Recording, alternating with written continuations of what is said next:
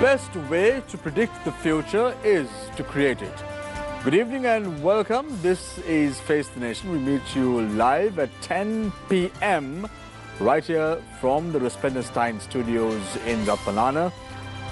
Literally, on the 16th of November 2019, you can create your future. Go to the polling booth, vote for the president who you believe can make a change in this island nation. Who will be the 7th executive president of Sri Lanka? To discuss about the upcoming presidential elections, we've invited a special guest to our studios. He is representing the National People's Party. He is the presidential candidate contesting under the symbol of the light bulb. The manifesto was unveiled on the 24th of this month under the theme End Political Ruin, Let a Noble Era Begin. We've invited General Mahesh Senanayake to the studios this evening. General, nice to have you on board and welcome to the show and all the very best for the 16th of November. Best wishes from us and all the people who are watching tonight's show. Let's start off tonight's show with a simple question. Yes. 2010, we saw General now Field Marshal Sarath Fonseca contesting from the NDF and losing the battle, going behind bars as a result of contesting the polls. 9 years after, you are in the same boat, contesting from a different political party, that is the NPP, National People's Party, under the symbol of the light bulb. Why? My entry into politics and what happened in 2010 are totally different. That particular time, soon after the war ended in 2009, May, then Army Commander decided on his own to enter into politics from an existing main party. But in my case, what I'm here today, as the independent candidate representing not a political party as such, but an organization belong to civilians. It's a movement of the civilians in this country. So I'm representing them and then entering into politics. His appearance and my appearance are totally different after 10 years. I'm looking at a different country which we have suffered for the last 71 years, which we believe the national civilian forums getting together and making a new front which needs some political phase into it is important after 10 years. So I am with them on a different mission than it was in 2010. Very quickly, General, before I open the floor for questions from our journalists, tonight joining us on the show are Nadim Majid. On to my immediate right, on to my immediate left is Chaturanga Aporachi, and on to my far left is John Fernando, a newbie on the show tonight on Face the Nation. General Senanayake, your name was not discussed during the war much. Your name was not discussed even when you were the army commander. However, your name came to the limelight following the 21st April attacks that took place in Sri Lanka this year.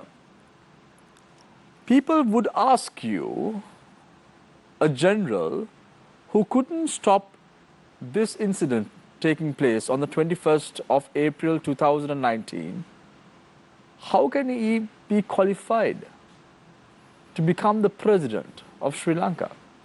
When you said that people have not heard my name during the battlefront, definitely the main reason I am not from my infantry. I am from Special Forces. The Special Forces of the country, we do our operations in a very covert way. So that is the very reason any Special Forces officer is not known very much by the public. But each and every major operation which conducted in the north and the east, definitely I have been a part for my second lieutenant dates. People within the organization knows what Special Forces is and what had been my contributions onto that. Each and every operation definitely we have taken part. So that is the reason people don't know about the Special Forces officers.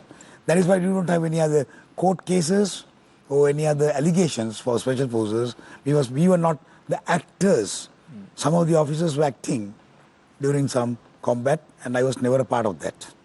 Then during the latter part of the operation, with the humanitarian operation. I was happened to be the director plans at the Army headquarters with the direct intelligence, plans, and the operation. These are three key figures in the Army when there's an operation going on with the Army commander. So I was be able to be elected or selected, though I was junior as a brigadier at that time, to be brought into Army headquarters to work at that particular important positions. That means I have done my part, my contribution had been there. Then coming on to what you asked secondly, in regards to the Easter Sunday attack on the 21st, yes, the law and order of the country is not the mandate or the responsibility of the Army commander or the Army in a normal circumstances.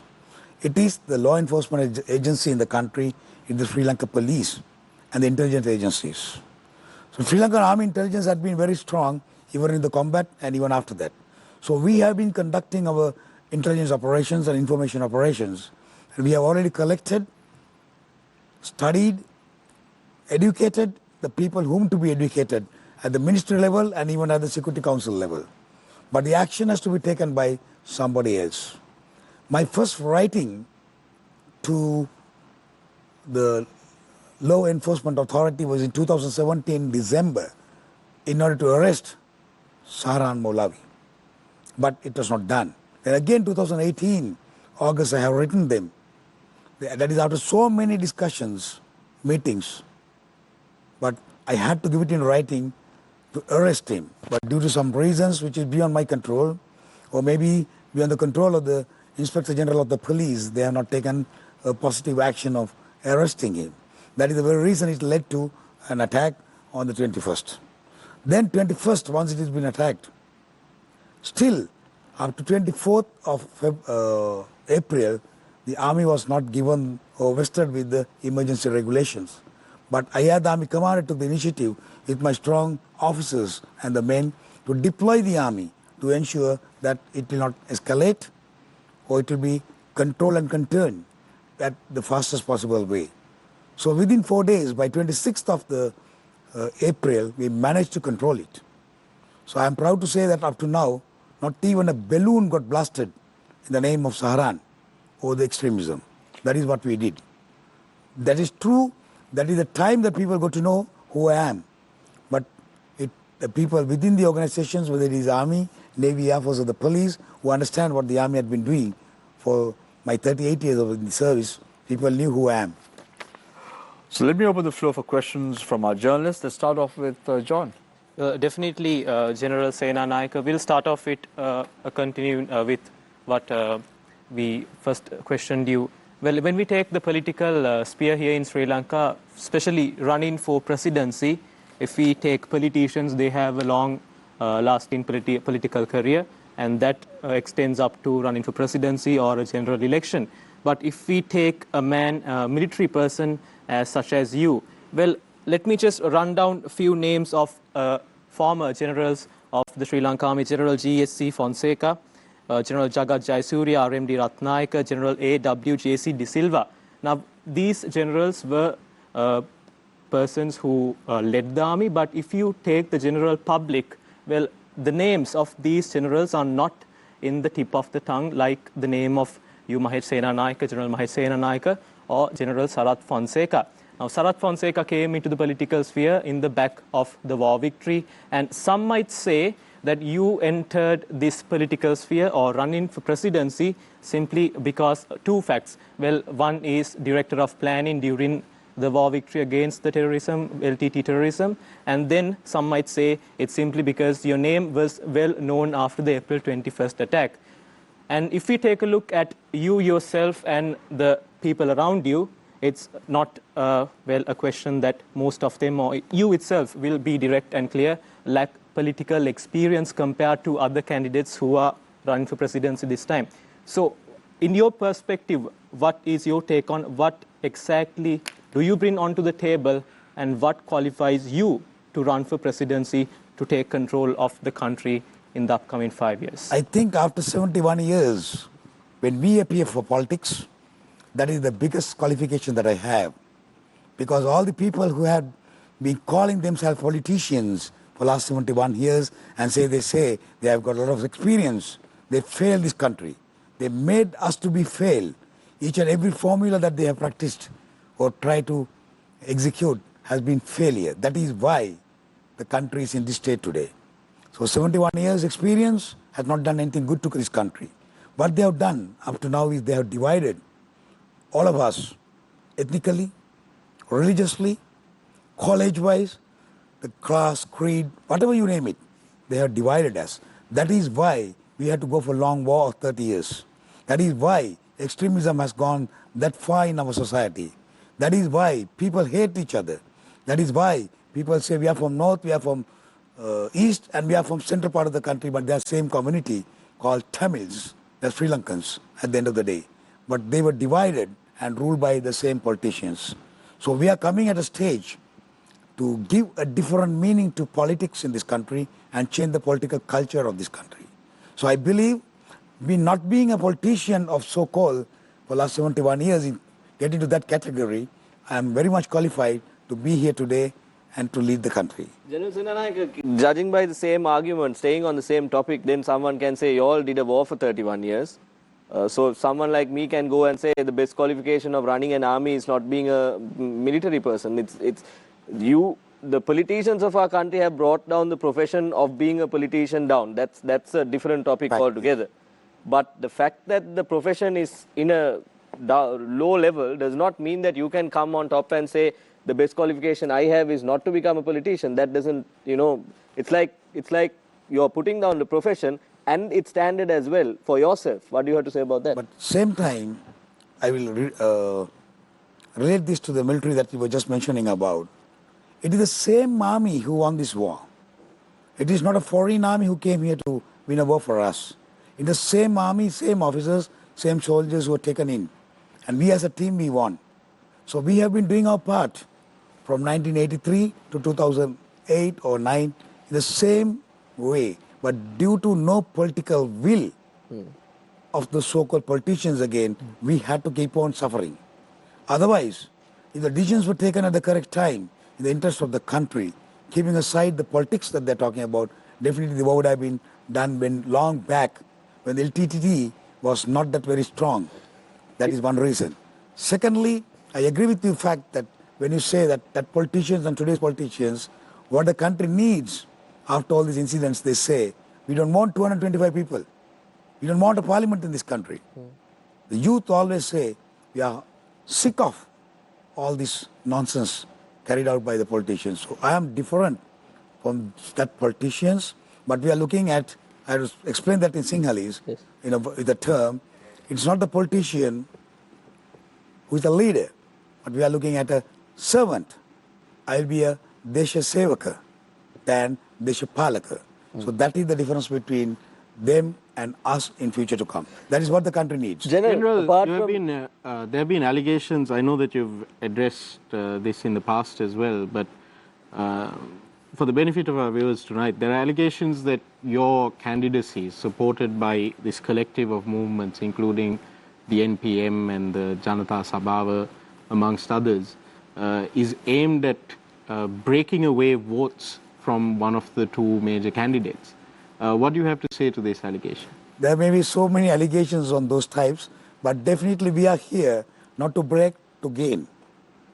If any Sri Lankan who loves this country, if they love their children and their grandchildren to have a prosperous country, they should be away from the so-called political parties, both the parties, and join with us to take the country forward from here. General, on that note, I'd like to talk to you about your policies, since you've now said that you are seriously looking at winning, and you believe that you have a serious shot at winning this election. We are looking at, because of the trends moved from those days to today and tomorrow. We have another 19 days to go. It's a very hard task, that I know. But we have done a lot of difficult tasks. Can you guarantee to people who might be who might be hoping to vote for you, or who are already supporting you, can you guarantee to them that in the next 19 days you will not back down and support one of the two major candidates? I have been a soldier for 38 years. I commanded an army, a professional army, for 2 years and 2 months. So there is no way that Senanayake stepped back or returned back from. So you've not had discussions with the Under Commander Senanayake's party? Is that what you're trying to say? We have been discussing with all. There are 35 total candidates. That doesn't mean that all are real candidates. There are some dummies as well. But important alternative forces, we have already had discussions and still continuing on discussions. But General that doesn't Senanayake, mean that we are going to step down. General Senanayake, very quickly, I want to take you back to one of the answers that you gave in the first round. You said that 2017 you wrote a letter mentioning about Zaharan and his activities as a terrorist, and then you say 2019, unfortunately the incident took place on the 21st of April 2019. What happens hypothetically? You are elected president on the 16th of November 2019. You won't have a cabinet. You won't have a majority support in the parliament. Who would you appoint as the Prime Minister of Sri Lanka? I have to run the country on the existing constitution and with the parliament, which is still in the parliament. Who is going to be a Prime Minister? Prime Minister in the sense who has the confidence in the House. As of today, it will be the person Prime Minister might continue. Or maybe somebody else within that party comes back and say, okay, no, he will be stepping down and we are going to have... Let's say the present Prime Minister does continue to take office and he continues to become the Prime Minister of Sri Lanka until April next year. You as the head of the cabinet wants to bring in a proposal to the cabinet of ministers, and all of them reject it because they are in the cabinet. What is your stand as a president then? I don't think they will be... What is the point in appointing you as a president if you can't act? Might as well better to appoint someone from the ruling party. Generally, when I go back after the victory as the head of the state, it is the mandate that I have collected or got it from the people of this country. That is more important than next 4 months to continue. So they should respect the mandate the president has to be the president of the Mr. country. Senanayake, you know 2015, Maithripala Sirisena also got a mandate from the people of Sri Lanka as the president of the country. 2 months down the line, there was a central bank robbery. And you were sitting here on this very chair and saying, if I am elected, I will know how to rule the country. How can the people believe you? At least they would have seen that leadership quality that we have exhibited, the decisions we have taken during our career is also important. But unfortunately, some of the leaders we had, they have never exhibited or exposed to any decisions. I think he would have done the same thing at that particular time. That is his fault. It is not my fault. But definitely in my case, I know what are the authority vested as the president of this country even after the 19th Amendment. So definitely I'll be exercising my authority over the others. So you bring us to an interesting point. You touched on the 19th Amendment as well. Taking a look at what's happening right now, you yourself said you will have to maybe let the current Prime Minister run because the general election will be in several months. Now, if you are to make certain changes, if you are to take decisions as you claim, strong decisions, bold decisions in right after the presidential election, in a run-up to the general election, you might not even be able to pass it in Parliament with the current system that is existing. You might not receive the support that you require. You might not be able to bring certain things forward. What is your plan immediately after the presidential election?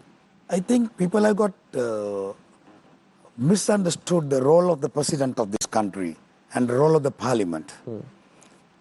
The constitution changes, other new things being introduced. It is the job of the parliament, not the president. President's task is to ensure smooth functioning and uninterrupted, not political influence to the other commissions, other organizations to function. So people forget the real responsibility of the president and the parliament.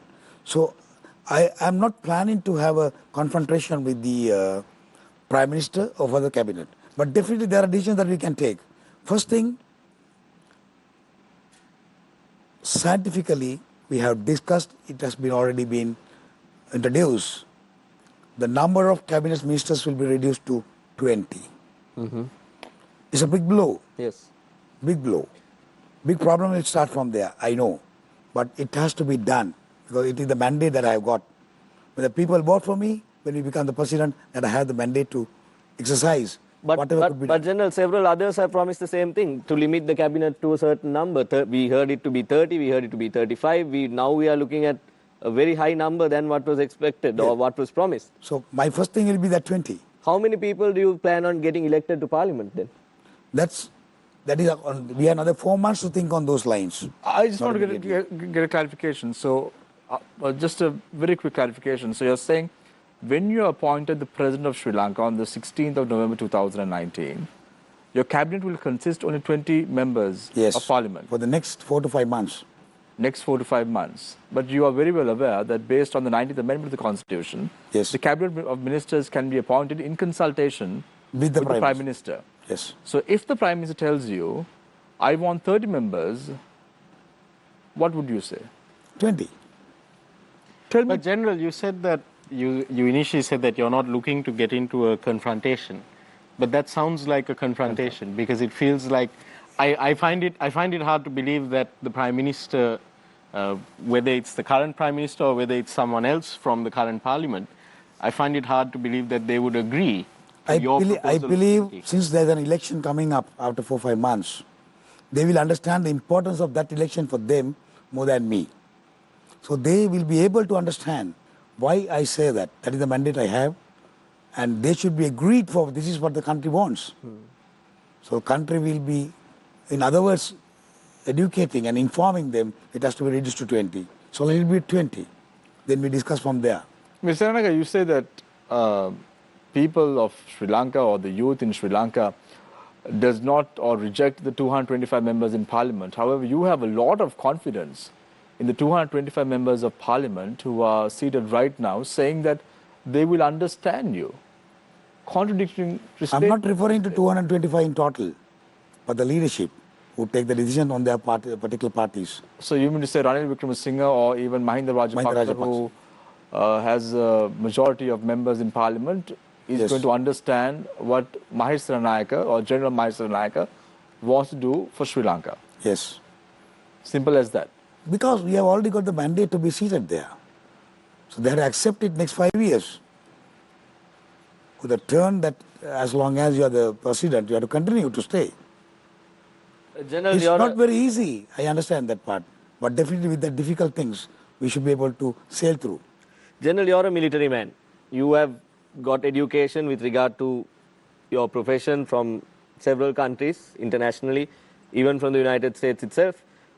Looking at everything that has been happening for the past 4 years, and we are talking about the year 2007 specifically as well with regard to this AXA, SOFA and all of this, you understand this to a greater extent than the laymen of our country do with regard to this AXA and SOFA specifically. In a general sense, can you explain to me what you think of those right at this moment? First of all, we believe on a non-aligned country to be non-aligned, and any agreement, whether it is bilateral or otherwise, it should be where the Sri Lankans getting the benefit out of it. That is our norm. We start from there, then only to discuss.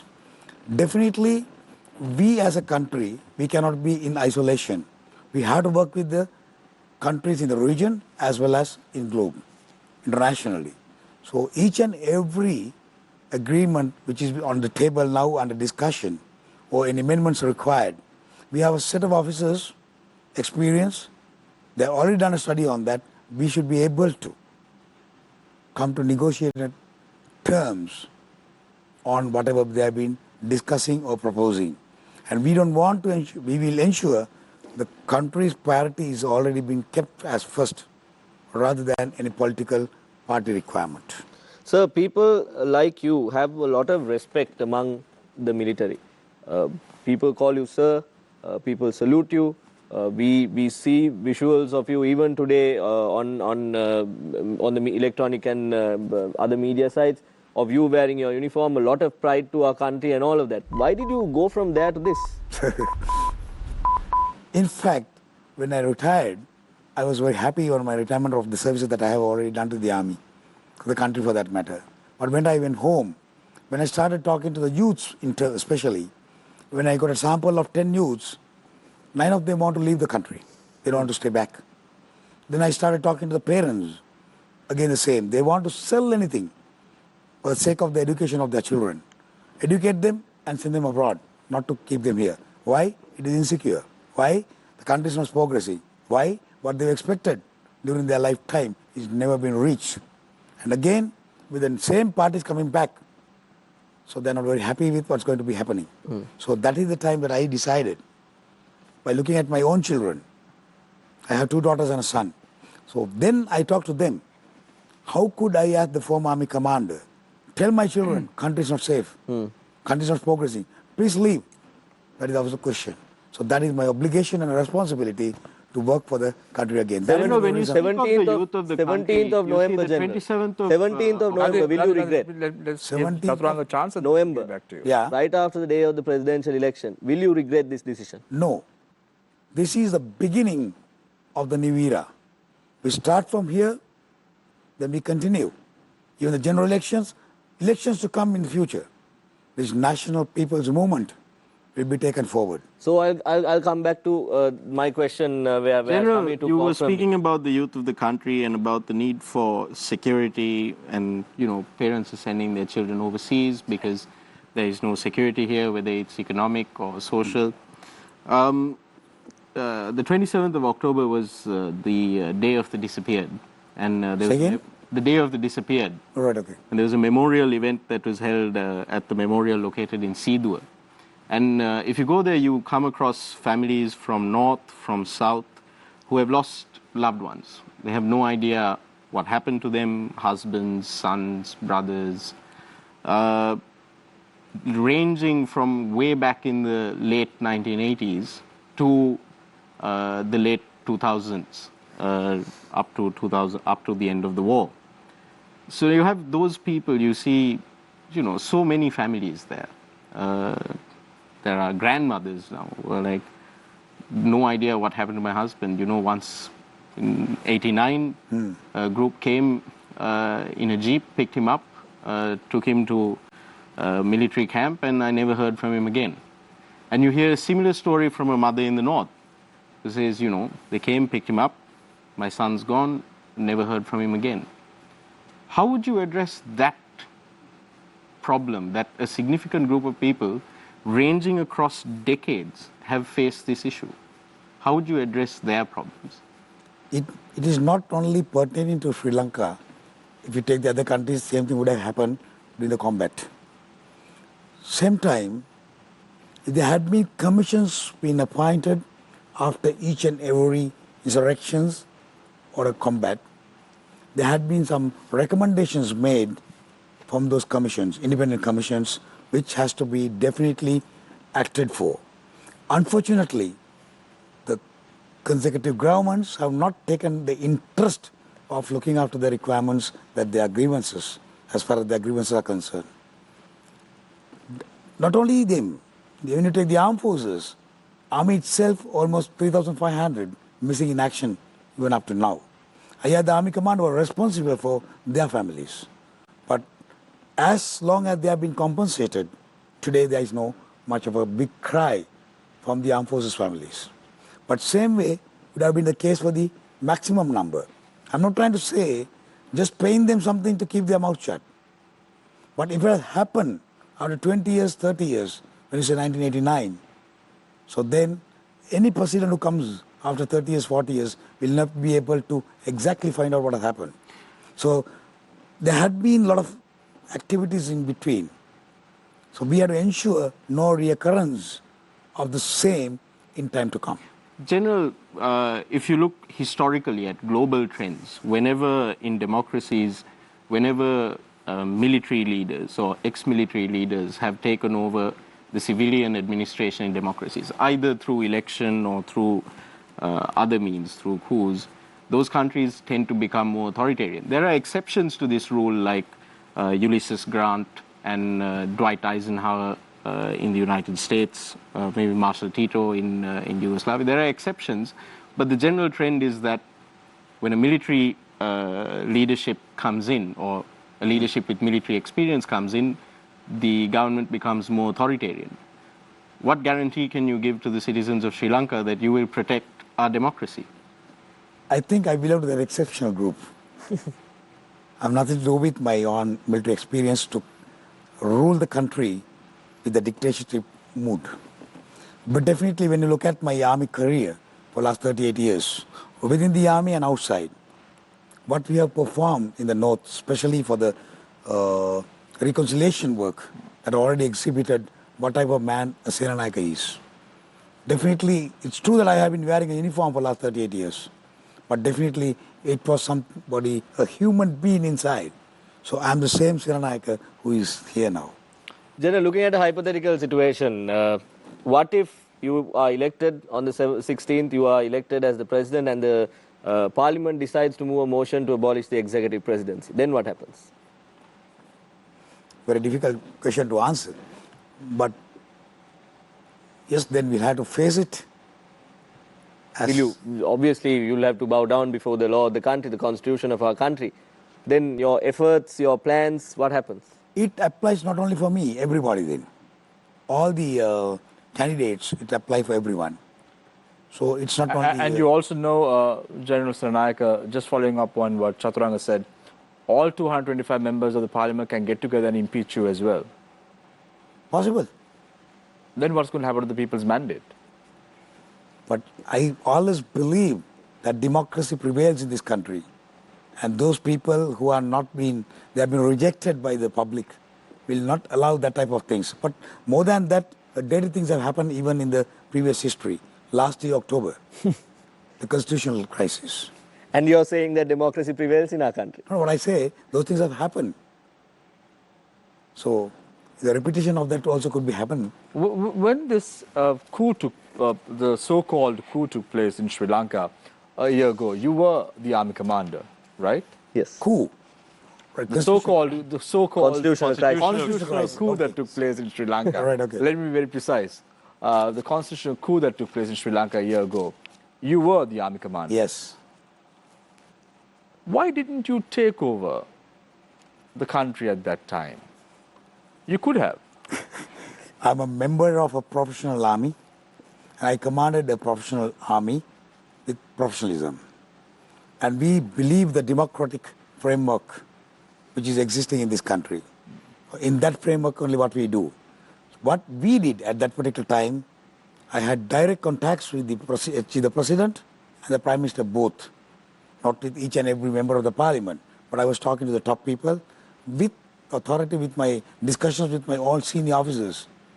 We planned out a strategy and told them, this has to be resolved in the judiciary, not by the military. So don't allow the military to get involved.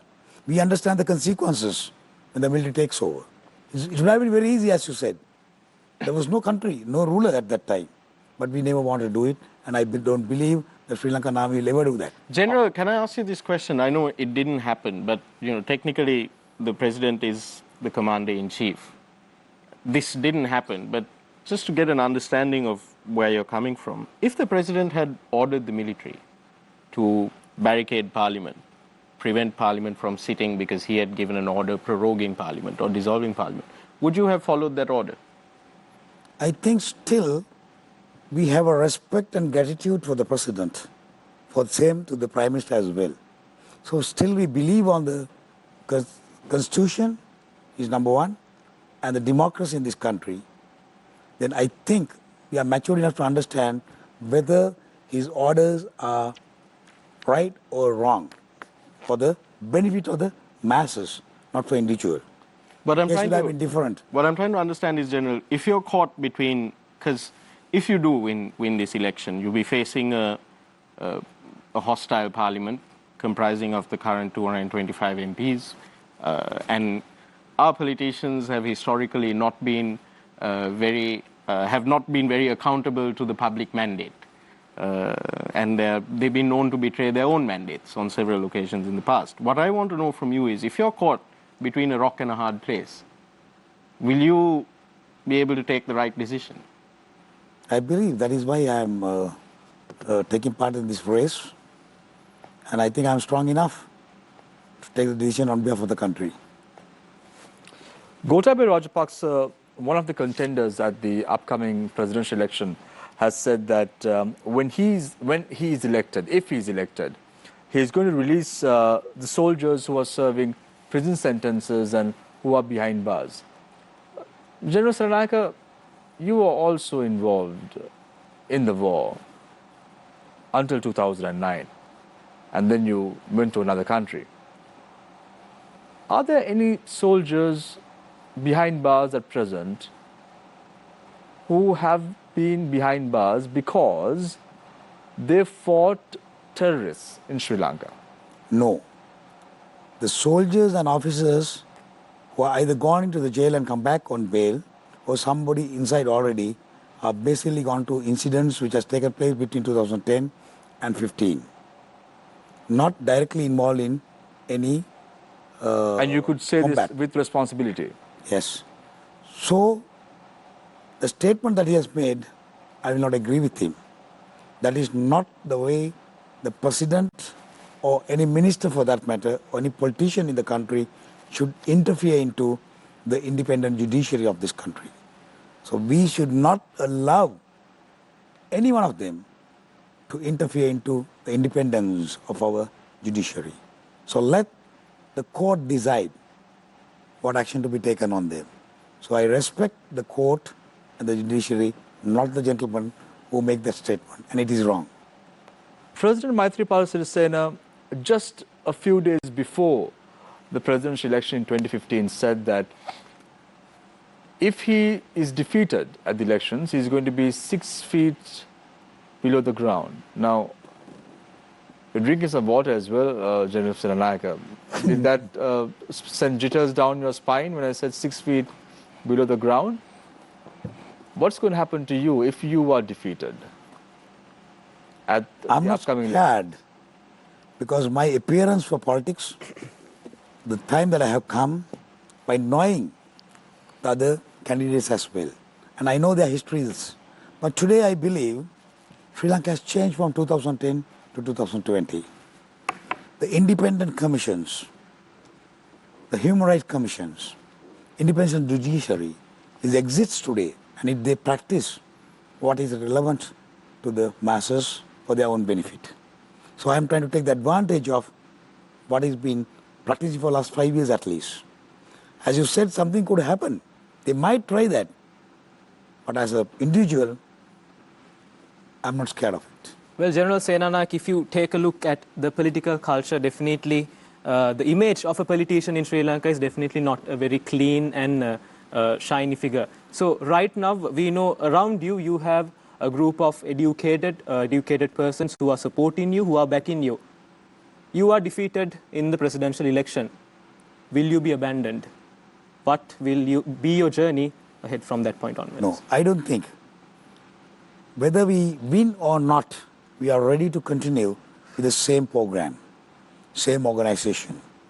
I think, if you just say we fail, the number that we receive in terms of votes, that is going to be our strength to march faster. It's a long march in that this is the beginning. So next parliament election, we are going to contest. And any other elections coming after that will be definitely continue.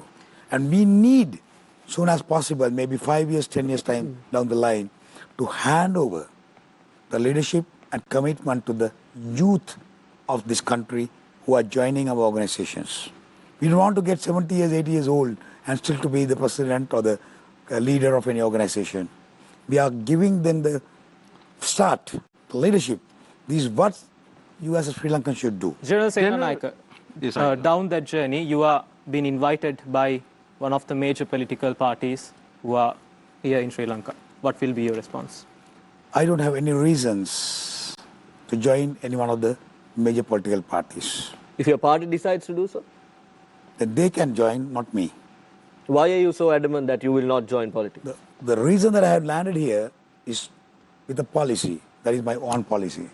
So I respect my policies than a group of people who comes back after months and tell me, should we? Anyway, it won't be the major two parties. But there are alternative forces where we could definitely get together when it comes to general elections and other elections.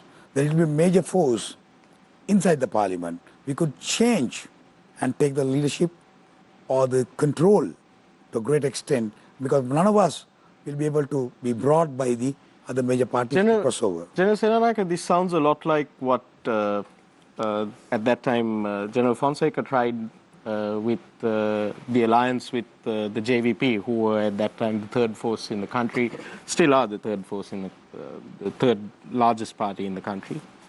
And they formed the Democratic National Alliance along with current Minister Arjuna Ranatunga and a few other politicians. They got 8 seats in parliament. It seems that you're trying to repeat the same experiment. I never said it is the JVP or any other party, but I said there are many forces, other candidates and other new organizations which has come. That is a better force to rethink again and join together and make a major force. General, you're currently not a member of the National People's Party. You're the candidate. You're running on the light bulb ticket, but you're not a member. Let's say hypothetically that you are defeated at the election, but the NPP, as you said, using the votes that you get, will take that as a strength moving forward to the general election. Will you take on the leadership of the National People's Party? I don't have any intention of being a member of a party, but I'll be a member of that force or the movement. I'm not going to take the leadership of that particular party. Let's talk about your policies that you have outlined in your manifesto. Sri Lanka is in a very precarious economic situation right now. You'd have seen recently the World Bank had listed Sri Lanka and Pakistan as at-risk economies in the South Asian region because of the debt burden. Our economic growth forecast has dropped to about 2%, I believe, or just under 2%, I think. How are you going to deal with these issues? When you come in, if you come into power, you will have a depleted treasury, lots of debts to pay off, a nation burdened with debt, and you have a lot of plans of things that you want to do to improve the way that systems work. How are you going to do this? Because at the end of the day, you're going to have to find the money from somewhere. How do you plan to do this? When I said we are planning to reduce the number of cabinet ministers to 20, that is the starting point of our expenditure being curtailed or expenses being curtailed on these so-called ministers, with the privileges being curtailed again. There will be about 25% of the expenses we are already making on those gentlemen could be retained back. That is one area immediately we get the finances to be pumped into areas that which we believe it is priority for us in terms of economy, in terms of education reforms. That's what we believe. Then there had been agreements, the loan, deferred payments, we have already taken from different countries. Whenever a new government comes into power, there is always a negotiation with the organizations we have already borrowed. I'm not trying to say it will be 100% change of the terms and conditions, but there may be again some negotiations of further defer or reduction of the interest, or more period is given again for this government to start off their normal work.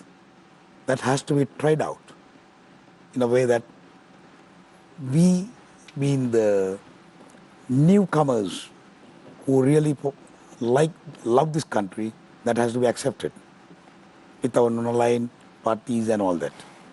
Then economy is designed in our policies that it should be very self-reliant, that the Sri Lankan product is given the priority than anybody else.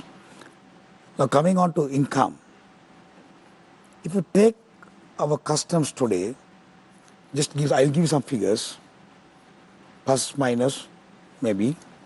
We are only looking at about 100 containers being checked. If you can double that, don't make it 5 times. The amount of money, the taxes that we get to function the government it's become double. It's so unfortunate it's not happening today. So those type of things are very simple to implement. There are many reasons for not implementing them for the interest of somebody. General Senanayake, it's interesting that you brought up, customs and the lack of enforcement when it comes to revenue collection, because even when it comes to law and order, I'm sure that any citizen will tell you that one of the problems is that, there are laws, the problem is that it's not enforced. For example, if you take under the 19th Amendment, the Bribery Commission was given the power to investigate incidents of bribery or corruption without having to wait for a complaint. Yes. But until recently, I believe, they had not exercised that power. Then you have a whole number of cases that are still pending with the Bribery Commission, with the Attorney General's Department. I think the AG's department said recently that they're planning to file about 10,000 indictments by the end of the year. I think the question should be, why does the AG's department have a backlog of 10,000 indictments? Now, being from a military background, you have have an understanding of the importance of enforcement. How would you deal with the law enforcement agencies in Sri Lanka and with the judicial system as well? Because it goes hand in hand. There are delays because of our current judicial system. Judiciary and the law enforcement agencies are very important in today's context and even for tomorrow. Definitely, the political interference should not be tolerated at any cost for these two organizations in particular. By doing so and allowing them to action their action plans will definitely curtail all this what we discussed. I'm worried. I have a big question why it has taken 5 years after inception of all these commissions and why it has been dragged in or drag on at the AG's department. There are maybe reasons which are beyond our knowledge or control because of the political interest of some of the people or a party.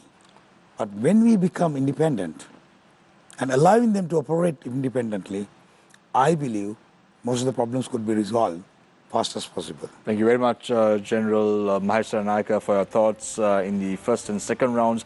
We go in for a short commercial break. When we come back, it's Face the Nation. We are in discussion with National People's Party presidential candidate, General Mahesh Senanayake. Stay connected, stay with Face the Nation. We will be right back.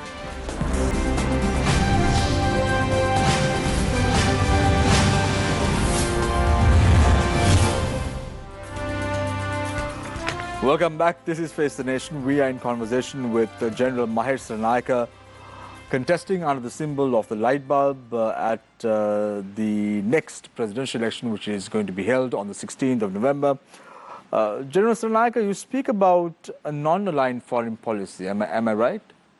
You speak about having a non-aligned foreign policy, making sure that we are close to all nations. But when you look at the non-aligned movement itself, it's quite evident that over the years, Sri Lanka being a part of the non-aligned movement and the summit per se in 1970s, we've always supported countries.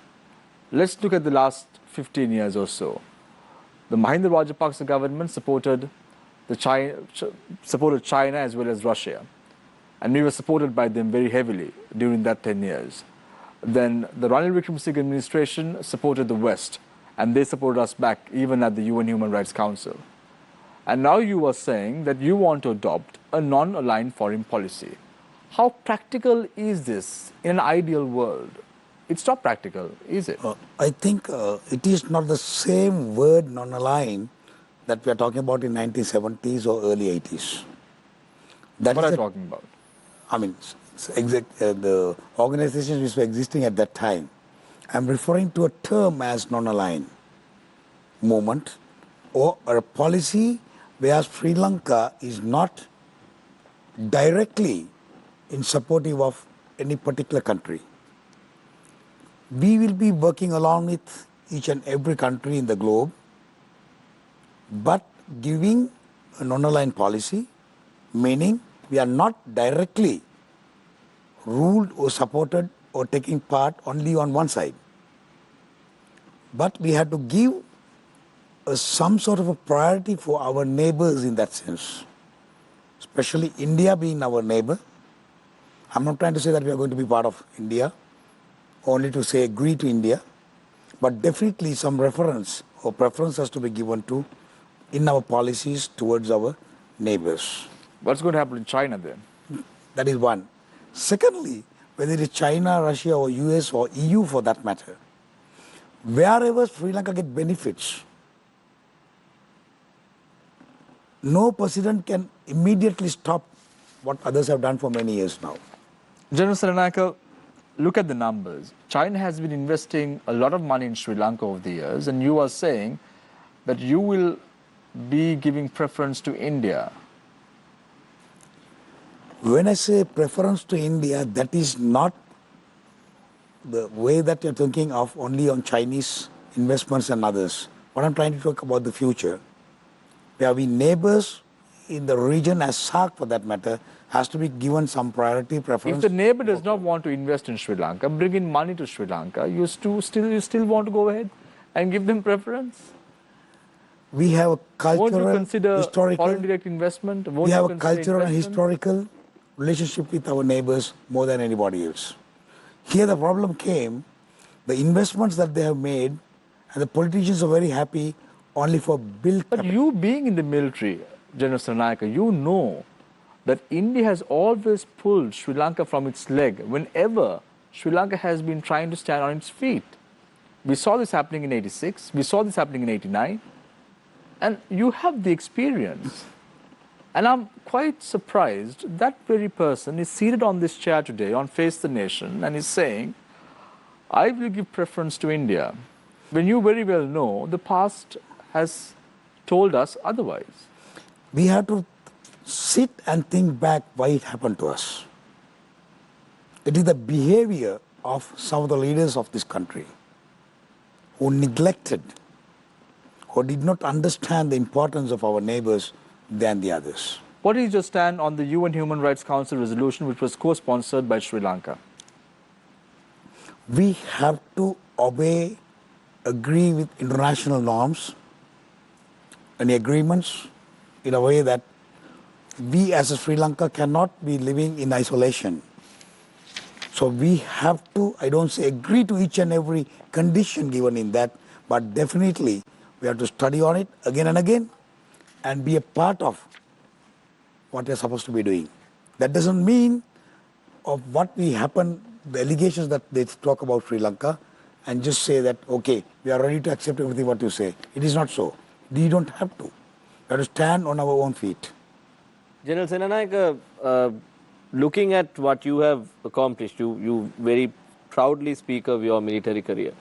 Looking at what you have accomplished, you are a Rana Vikrama medal holder, you are a Rana Sura medal holder, you are a Vishishta Seva Vibhushana medal holder, and also Uttama Seva medal holder. You are the Army Commander, Chief of Staff of the Army. A lot has been done in your this thing. Defense. Everyone seems to be talking about defense in our country. The former Defense Secretary himself is running as President. The former Army Commander yourself is running as the President. A lot of attention has been drawn to defense, especially after what we saw in the country in April this year. Two questions. First question is, will you hold the defense ministry to yourself or will you rest that responsibility with someone else? Second question, what immediate changes, I'm not talking about your 4-year tenure or your 5-year tenure, in the immediate aftermath of the presidential election, what will you do in terms of defense in Sri Lanka? I have to answer this with some other engagement in the other policies as well. Everybody talks about the physical security of this country. They think whether the LTT will come back again. They think that extremism will be rise again. That is one part of the story. But more than that, strong, stable economy is important. Reforms or the revolution of education is important. Coexistence is important. Reconciliation is important. Those are interconnected to ensure that the national security is taken care. That includes the health, national health. All that matters, and even the looking after the environment of Sri Lanka is important to reach here. People talk only about one part of it, but all that part of this. And even the agreements with other countries we have already signed has an impact on the national security. So that is why national security is different and important for us. In that context, parallel, these areas has to be developed and given the same priority when you are going along with the national security aspect.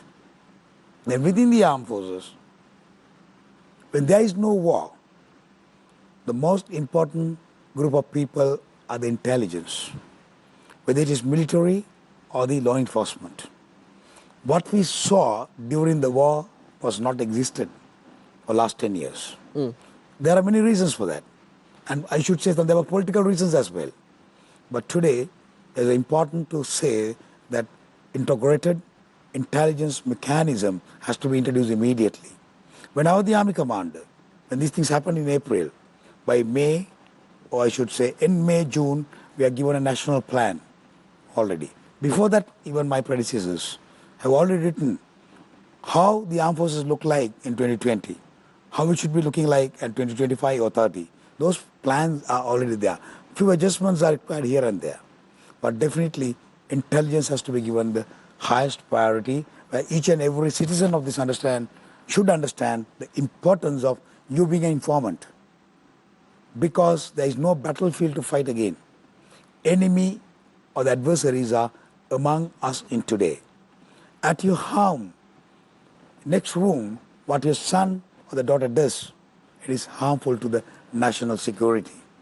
Under the 19th, you can't hold on to a ministry. Yes. Who will be the minister? By name you're asking. Or if you have any other way of identifying a person? For next 4-5 months, as we discussed earlier, we are depend on. Do you have someone in mind? Let's stop there. Do you have someone? I always prefer to have somebody who has some military background or experience, maybe for a shorter period, until such time we get on to the ground. He may be senior to me, or he may be junior, or he may be outside who's been brought in consultation with the Prime Minister on the national list or whatever, who can definitely going to work for the Prime Minister Senanayake, it Singer? sounds like you're referring to, when you said he may be senior to me, to me it sounded like you were referring to the Field Marshal. There are so many. He was telling me a few names like Jagat Jayasuriya, Dayaratnayaka, Krishanta De Silva. But That doesn't mean that they Jayasuriya should be and commanding the army. Dayaratnayaka are not in Parliament. Field You Marshal know what I mean? isn't. It could be introduced through the national list if you really want to. General Senanayake, you were talking about the need for a holistic approach to national security, and you mentioned, reconciliation, coexistence, and national unity. In immediate post-war, and this is one of the criticisms from many quarters towards President Rajapaksa at the time, is that while he had given political leadership towards the war victory, he had, in the 5 years since that he was in office, or rather the 4 years since that he was in office, he had failed to win the peace. And that was one of the criticisms against him. They had repeated negotiations even back then, which were headed, I believe, at least on the President Party's side. The UPFS side was led by Professor G.L. Pires, with the Tamil National Alliance, with Mr. Sambandhan and Sumandiran and others. Then there were some moves when Mr. Vigneswaran, the Chief Minister in the first Northern Provincial Council since the days of Adaraja Perumal, took oaths before the President, and that seemed like a positive step forward. But overall, that national issue remains a thorn in the side of even this government, and the previous government, and the government before that. Now, to add to that, post-Easter, post the Easter Sunday attacks, or 21st April, you have more fractures that are opening up in the national unity fabric of the country. And it seems that there is that national unity, if there is national unity, is under threat. How do you propose to address this? For example, politically, do you feel that you stand by the 13th Amendment? Yeah. General Senanayake, yes. You can respond to that question. Yeah.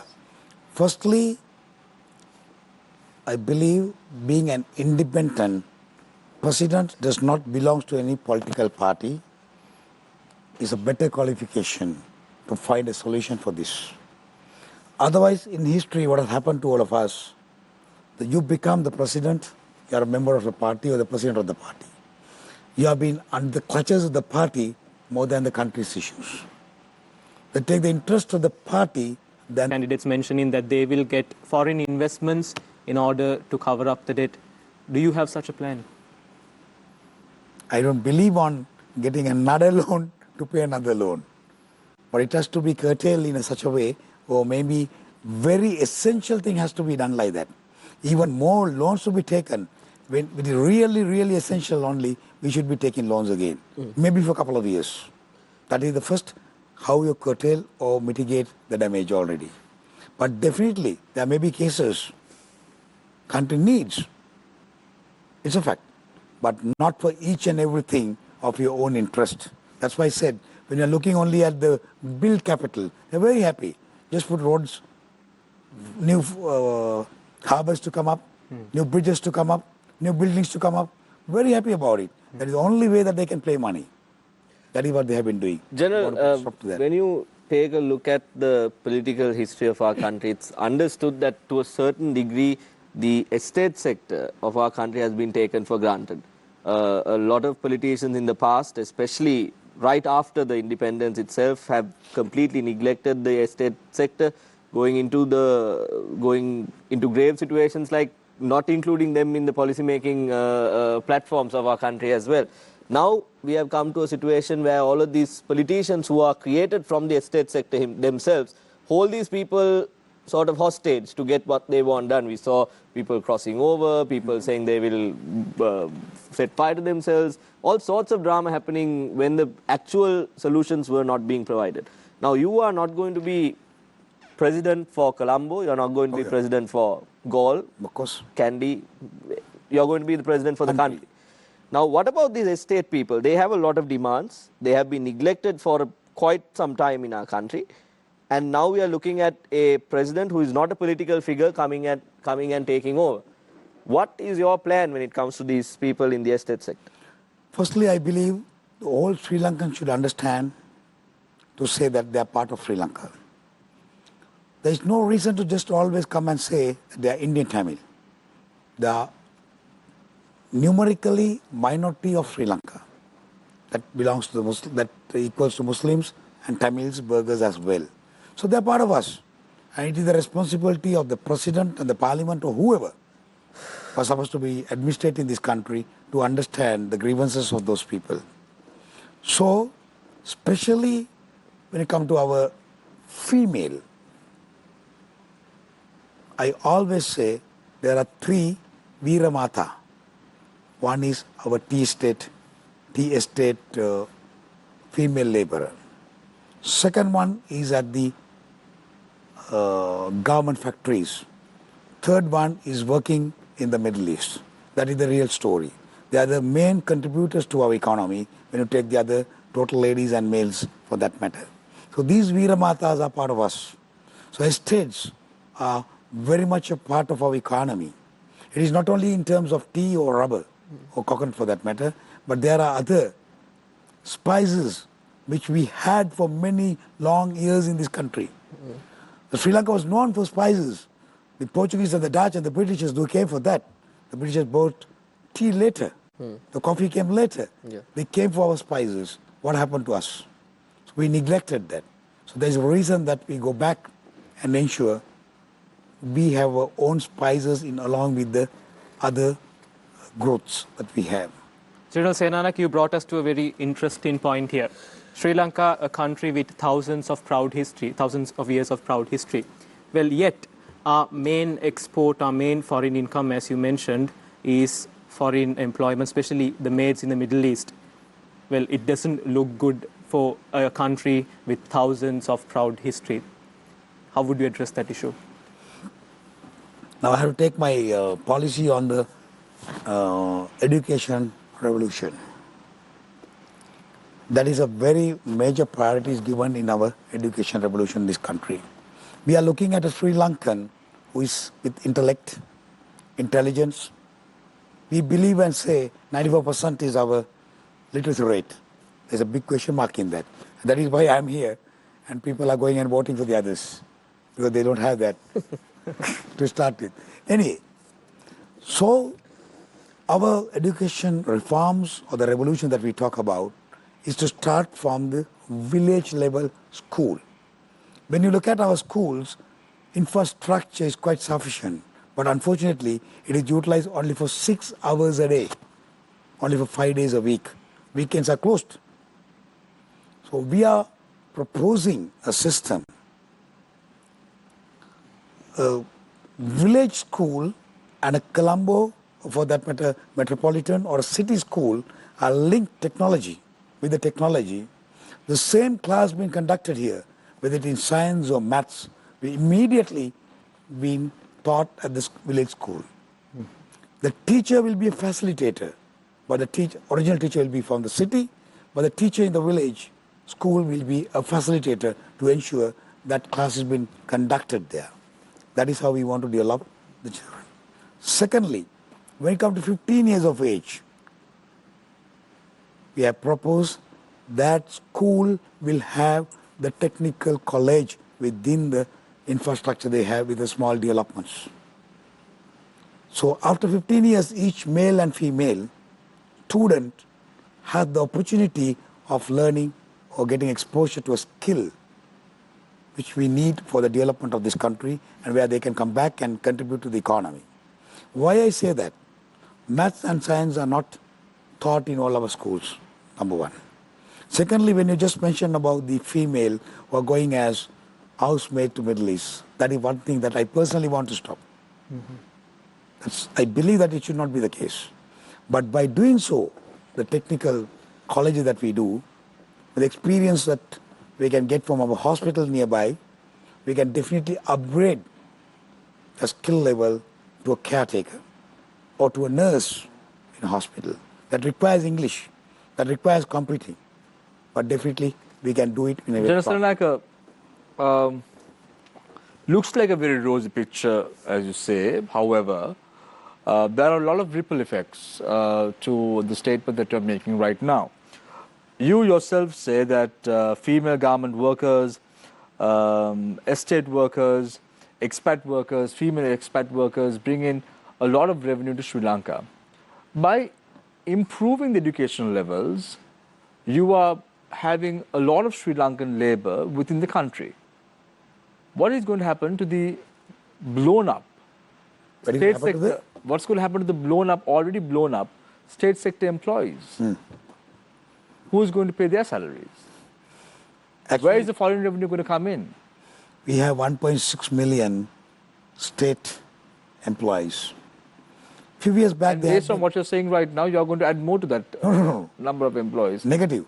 How so? You're just saying that let's improve the education system in Sri Lanka. If that happens, let's give out caretaker positions for female employees. If that's not in Sri Lanka, they should be able to go abroad and do the same than going as a housemaid. That is what I'm referring to. Right. It's not that they do work here. Now, there's already a problem with tea plantations. There are no tea pluckers in the estate sector. Most individuals would say, we want to make them stakeholders of the tea estate so that they can gain some revenue out of it. What is your plan? We also believe on a similar lines that they should be part of the entire organization that they belongs to. Today what happens, they are alien into those systems. They should be part of very much. And not only that, the education that they give, they will be able to have their own minor, small level or businesses which are related to the same areas. That they should be able to work and make generate some finances for their own expenses. All this sounds very good words, General Senanayake. You say about culture change, you say about not giving the sky and the moon, we will give something feasible. You speak about the change in the landscape, political landscape in Sri Lanka. All these sounds very nice words to hear. How practical is it? It is not only sounds very interesting, but we guarantee that it is practical. Okay, let's put all this Because aside. we don't make any I'm going to broken ask you a very promises simple to the question. people. I'm going to ask you a very simple question, General Senanayake. You say, come the 16th of November, if you are elected president, you will appoint a cabinet. Am I right? Tell me 5 members of this cabinet from the current parliament. You will say the name. The names. It's a very difficult question to answer. But You say, yeah. I think the most simplest way Yeah. to handle it with the consultation of the Prime Minister, for each ministry, I could ask him, give me minimum 2 nominations. And I select one out of it. I'll make it more easier for you. You name one person from the 225 members in parliament from either side, from the Sri Lanka Pojana Peramana and the UNP. Name one person who you will select to represent you in the cabinet. One person. I'm not even asking you to name 5. I'm going to make it more simpler for you. I hope Name one that person. balance will not get angry with me. I'm asking this question from you. Why? Because you said that people have got fed up of the 225 members of parliament, but you are going to deal with these 225 Yes. members of parliament until April. So who would you appoint in your cabinet? Because we heard Gotabaya Rajapaksa saying, I'm going to appoint my brother as the next prime minister. So people know, yes, it's going to be Mahinda Rajapaksa as the prime minister if Gotabaya Rajapaksa is elected. We have Sajid Premadasa who went on stage on his first convention and said, I will appoint Field Marshal Sarath Fonseca as my defense minister. We've not heard anything from General Mahesh Senanayake. We don't know your cabinet. Yeah, There are as a lot of now- people watching this show tonight who probably will go out there and vote for you. And why should they vote for you if you don't know your cabinet? If you don't know who you're going to vote or Because I have to represent? depend on the number that the Prime Minister is going to, the names, list of names that Prime Minister is going to suggest me or propose me. Definitely. But though the people say 225 are not required, I should say, but in fairness to them, there may be 2-3 people who are not corrupt like the others, or not Like corrupt who? at all. Interestingly, now I want to know, like who, General Senanayake? You say, first you say all 225 members of parliament are corrupt, the people are not in favor of them. Now you say there are around 3 or 4 members of parliament who are not corrupt. Tell me who. I said that is why, by in fairness to them, how much the public have a major cry on that, that has to be given some due respect to some So of the who is it very going to few be? I look at. So who is it going to be? Who is going to represent your cabinet? Name us one person. I mean, to cut short the question and dragging on this, Yeah. Since you said about Mr. Rajiv Premadasa said Field Marshal Fonseca should be the defense minister, I will say yes. So why would people then vote you in? Why wouldn't they vote Sajid Premadasa, who is going to appoint Field Marshal Sarath Fonseca as the defense minister? And why must they vote for you? You don't even garner the support in parliament. The question comes, it is only for 4 months till the general election is held, where my team will be available to take part in the next elections and sit in the parliament, and then I'll have my own choices. 4 months Personally- is a very long time, General Senanayake. We had 100 days of parliament after January 2015, 8th of January 2015. There was chaos in the country. 4 months is a very, very long time. We had Why a must country people without vote you anybody for 52 days also. Why must people vote you in? If Sajid Premadasa is going to elect Field Marshal Sarath Fonseca as his defense minister, why must they resort to you? Because Sajid Premadasa is anyway going to do it. And he has more members in parliament, which is going to make his life easier, which is going to make his job easier. He will be able to do it if he wins. Your question was the other way. When I'm the president, the prime minister is somebody else. That was the question comes in. No, but then That you is what I said, said. your prime minister is going to be Ranil Wickremesinghe, As it is, as it is. Your defense minister is going to be Field Marshal Sarath Fonseca. out of the lot, since you asked, Yeah. because of his experience, his exposure, his commitment, what he has done to the country. I have want that to ask respect for you, him. are you not being biased now? Because in 2010, General Senanayake, you fled the country. After Sarat Fonseca was arrested, you fled the country. And you came back again under Field Marshal Sarat Fonseca's recommendation about you to President Maithripala Sirisena. Now, you are also acting like a politician on this very stage today and being biased. It is not so. When you ask that question, to be very frank with you, very difficult to find somebody. But by knowing that gentleman, by knowing the importance of national security alone, for that 4 months, when you said there will be a chaos in January, to face that chaos, then I must have somebody who is confident and who is known, at least to be in that position. That's the very reason that I said it should be Field Marshal. This seat is very tricky, General Senanayake. Every single time someone comes here and sits and says, I am independent, at the end of the show, they become a politician for some reason. So I open the floor for questions. Nadim, you can pose a question to Senanayake.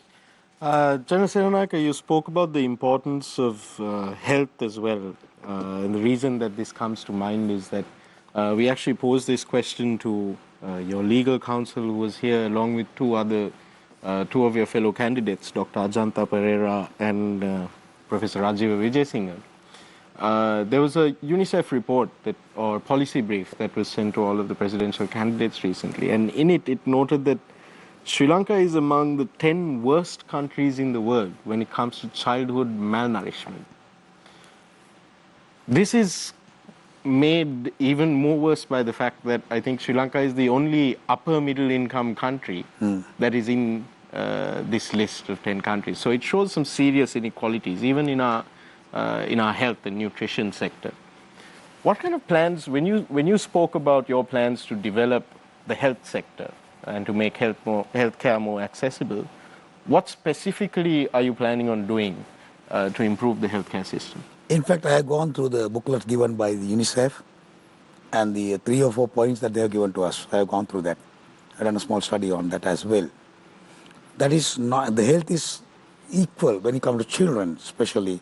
It has more links to things like the female, the mother, the education, all that, the children, the kid, the nursery, all that matters to take them forward. We were talking about our education revolution, which needs people to be, after 15 years, what I'm going to do. But at least till they go to school, the toddlers, there has to be a practice. So that is where the mother, the importance of the term mother comes in. So we look at each and every female in the country to be given that respect that they had in the society. Today, 51 to 52% of the population is female. 65% of the education results, when you look at, it's only female. But when you come back to the economical cycle, only 34% are in their working class. So get on to the children, the education given to them, the respect given to them, the facilities given to them, the facilities in terms of looking after the family is important to discuss on the child's improvement.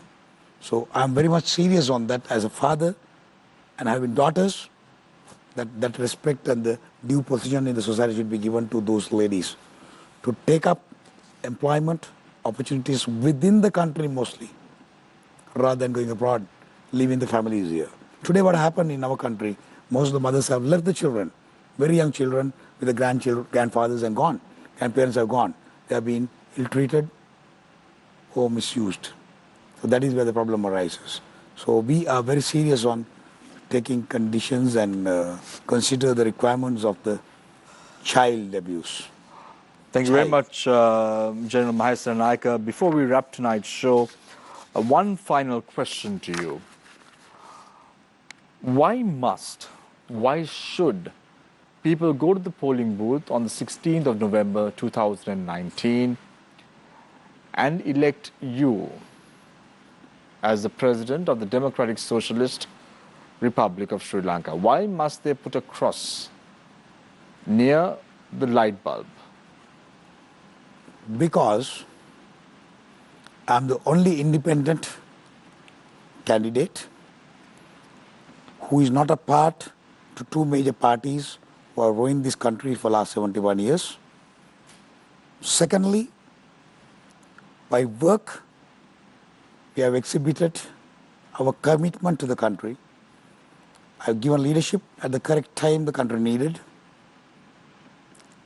And looking at my team of other officials who are around me, we don't have politicians, we don't have rogues, we don't have corrupt anyone. So to bring a corruption-free, developed Sri Lanka at the shortest period of time, I think 16th of November 2019, and let's hope and pray the week after we will have the President of Sri Lanka seated here and speaking to us about the future course of action and the 20-member cabinet who you will be appointing subsequently. Thank you very much, General Senanayake, for joining us this evening on Face the Nation. Thank you very much, Nadeem. Thank you very much, Chaturanga, as well as John, for joining us tonight as journalists on Face the Nation.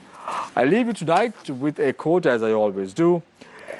Election days come and go, but the struggle of the people to create a government which represents all of us and not just the 1%, a government based on the principles of economic, social, racial and environmental justice, that struggle will continue. Will it be different on the 17th of November? Only time will tell. Take care and good night.